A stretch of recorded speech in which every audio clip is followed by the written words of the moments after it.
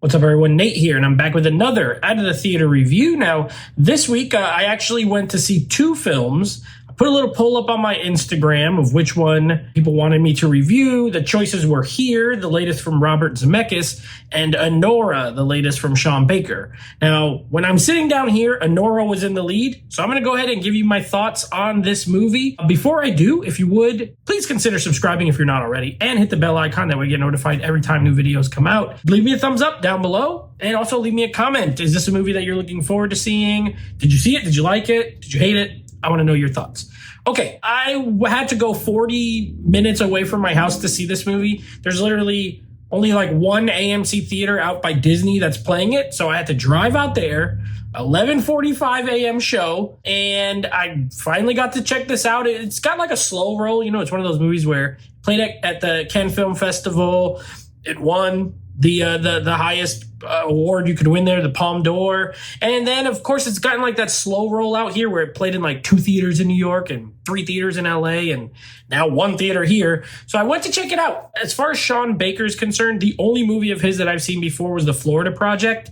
And I thought it was fine. I didn't love it as much as most seem to. I thought it was good. Good performances, but beyond that, I wasn't crazy for it. So going into this one, I didn't really know what to expect because, again, I've only seen one of his movies, and I had mostly a really good time with this movie. As far as the positives go, Mikey Madison, I'm going to come out and just be honest. I have only seen her in Scream 5 and Once Upon a Time in Hollywood, and I did not like her in either movie. So I know she was on a TV show called Better Things. I've never seen it, so I don't know. But I know on those 2 movies, I was like, she's like just always screaming, and I'm not really a fan.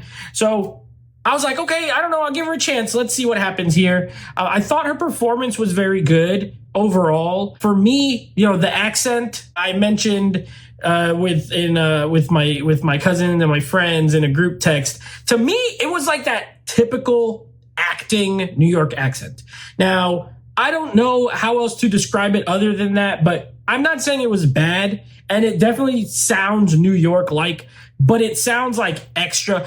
Sometimes if you get an actor who's from New York and then they're doing the accent, it seems a little more natural than when you have someone who's from somewhere else, which I looked it up. She's from California, and it sounds like it's a real put-on accent. So it's mostly accurate, but for me, it just sounded a little much.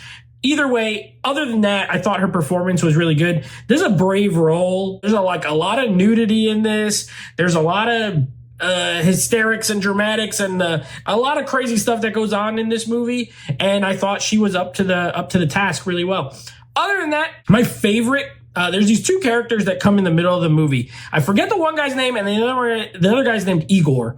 These 2 guys stole the whole movie for me. I absolutely love them. I want a sequel where it's just those 2 doing stuff. Okay. The plot of the movie, just so you know, she plays a stripper who ends up meeting this son of this Russian oligarch.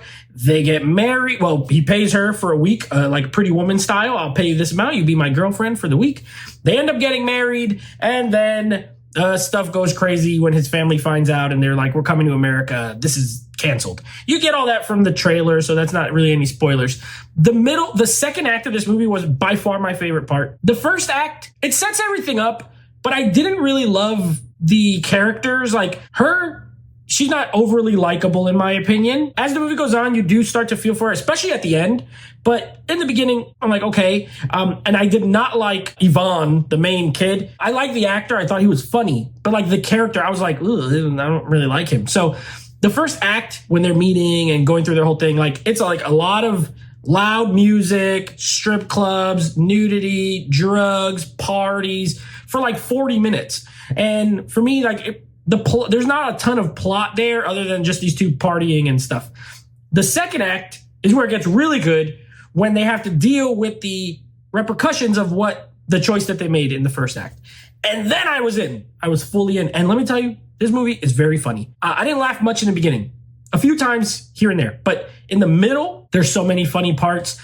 This whole extended sequence in in this mansion that is so hilarious. And then the rest of the movie, like I liked it. I ended up liking it. So I kind of mixed in the positives and negatives there. Overall, though, I think it's a good movie. It's a little long, it's like 2 hours and 20 minutes. But I think that the conclusion is satisfying. I thought the ending was actually very good.